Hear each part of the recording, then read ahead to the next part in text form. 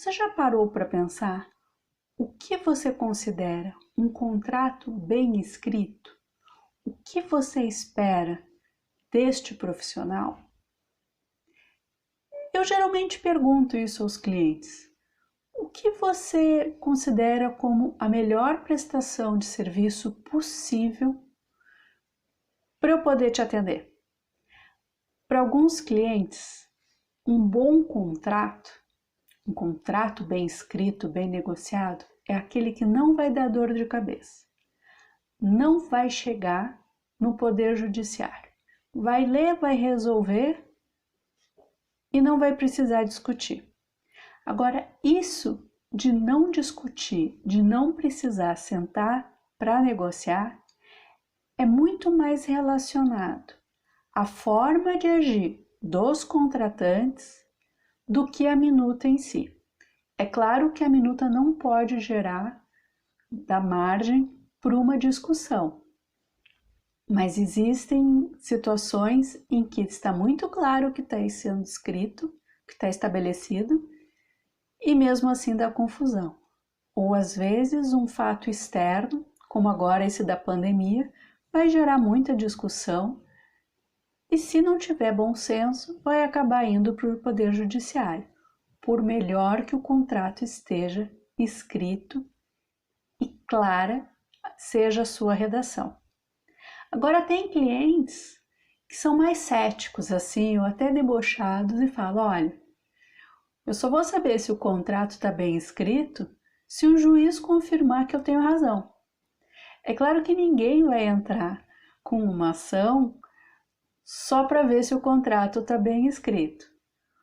Mas, se pensar em termos de negócio, que você só descobre se o seu produto é bom, se houver validação mediante venda, você só valida a redação quando o juiz lê e fala, não, isso aí que você está falando tem razão e essa decisão não cabe mais recurso.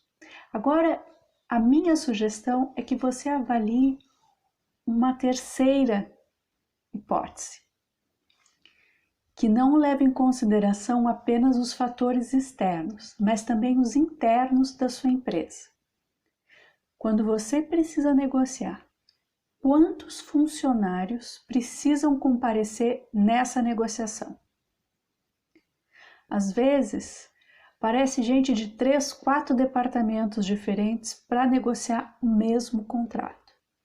Isso pode ser evitado dependendo da forma do contrato, do desenho mesmo da minuta. É a mesma redação.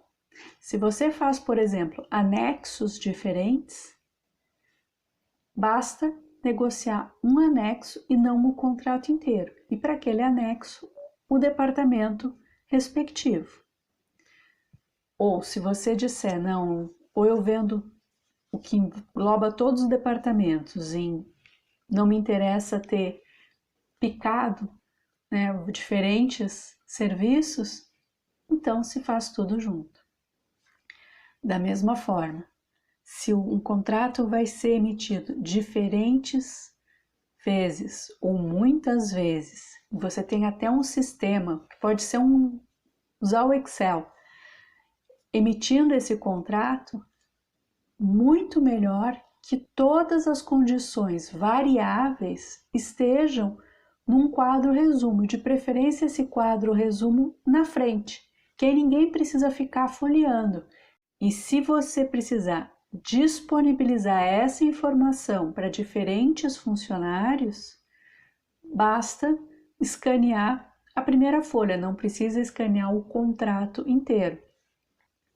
Coloca um código que dá para estabelecer qual é a minuta respectiva e não fica aqueles arquivos pesados indo para cima e para baixo. E esse aspecto da forma é muito pouco explorado no momento da redação dos contratos. Se aprende tanto na faculdade quanto nos cursos de especialização como a legislação interpreta o comportamento ou o que é combinado pelos contratantes, na parte de obrigações, de responsabilidade. Até se faz exercícios de diferentes redações, mas um contrato que é muito bem redigido para um cliente pode ser péssimo para outro, pode ser péssimo até mesmo para o seu concorrente. E aqui fica um alerta. Eu às vezes vejo minutas que a pessoa com certeza copiou da internet. Existem vários modelos disponíveis de diferentes contratos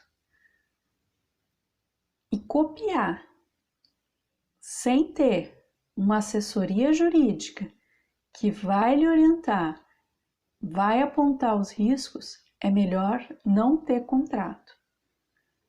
E às vezes um documento escrito atrapalha. Se você tem um documento escrito que não foi feito sob medida para você, se você tiver alguma complicação lá na frente, não dá para dizer que esse documento não existia. Você vai ter que apresentar para um juiz, para uma juíza. E aí você vai contar uma história, o documento vai dizer outra, provavelmente a sua defesa vai estar comprometida. Se por algum motivo você entende que ainda não é o momento de investir numa assessoria jurídica, assuma o risco e não tenha contrato. Faça de alguma outra forma, mude seu modelo de negócio. Eu vou dar um exemplo.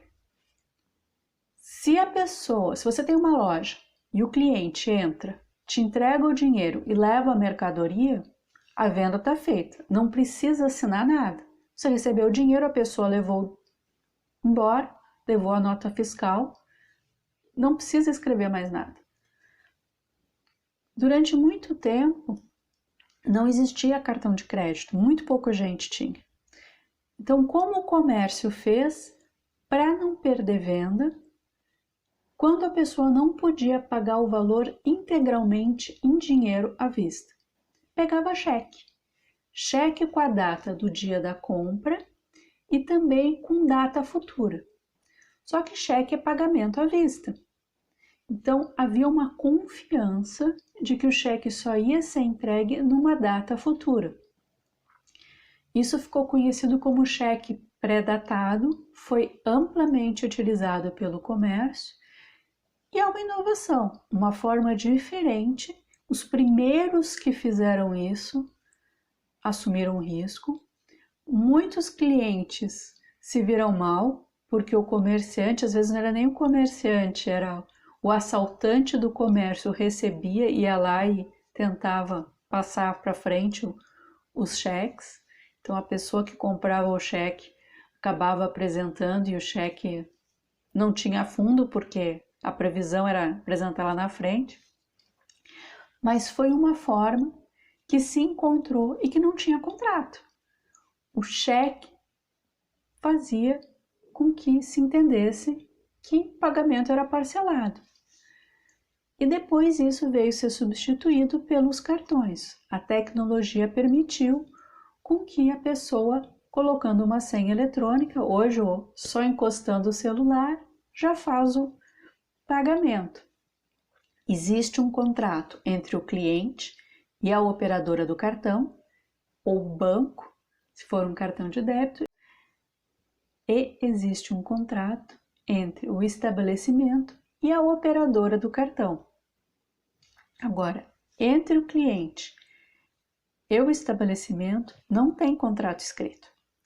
E se você for observar, aquele canhoto que é entregue, ou o SMS que é enviado, ele tem as informações principais da negociação. Está subentendido como funciona. Não precisa de um instrumento para isso. Então, o documento ele é bem escrito se ele é necessário ser escrito, se o conteúdo dele está de acordo com a legislação, se o conteúdo dele não deixa dúvidas de como deve ser interpretado e se a forma como este conteúdo é apresentado é feita de acordo com a necessidade dos contratantes, ou pelo menos de um dos contratantes, colocando as informações de forma bem aparente num quadro resumo para evitar que o documento tenha que ficar sendo manuseado a toda hora, ou fazendo uma minuta mais enxuta, se ela for emitida milhares de vezes para diminuir custo com impressão, diminuir custo com papel, com digitalização, com banco de dados. Eventualmente, dividindo o contrato em 2 instrumentos, um que vai ser público, vai ser objeto de registro, vai ser apresentado nos órgãos públicos, e outro com informações mais confidenciais, ou até mesmo uma técnica que é muito utilizada lá fora, colocando toda a informação embaralhada lá no meio, para fazer com que somente após um belo período de estudo e de interpretação, encontrando a remissão de uma cláusula ou outra, consiga se compreender exatamente do que trata. Isso é muito utilizado quando um documento tem acesso restrito e é confidencial, para que realmente apenas poucas pessoas consigam saber o que foi contratado. Então, existem muito mais questões além do que a simples redação para identificar se um contrato está bem escrito. E a melhor maneira para você ter um bom resultado quando for contratar uma assessoria jurídica é dizer o que você espera. Porque simplesmente dizer, olha, é uma compra e venda ou é um aluguel, a pessoa vai fazer dentro do costume do que é feito naqueles contratos. Mas pode ser que você tenha uma peculiaridade, tenha algum ponto de vista que não seja o usual, e é importante dividir com a advogada que fará o contrato ou com o advogado desde o início, para não haver surpresa. E este ponto de vista peculiar é o que eu chamo de uma política jurídica, um norte que leva para o advogado ou advogada interpretar ou escrever o documento ou conduzir uma negociação, e que não necessariamente é uma frase publicável ou pública. Que eu lembro, por exemplo, de um cliente que falava, olha, não tem mimimi. Se começar a encher muito o saco, corta, porque o ticket é baixo. O ticket é baixo, então eu não vou nem perder meu tempo. Eu quero sim, vou atender da melhor maneira possível, mas quando o ticket é baixo, não tem. Ou aceita e assim, ou eu nem vou negociar. Isso você não torna público, né? Você ouve com a pessoa e fala, olha, não tem como flexibilizar. Mas não vai dizer para outra parte, ó, é sem mimimi aqui. Ou você gasta mais ou não tem mimimi. Não dá.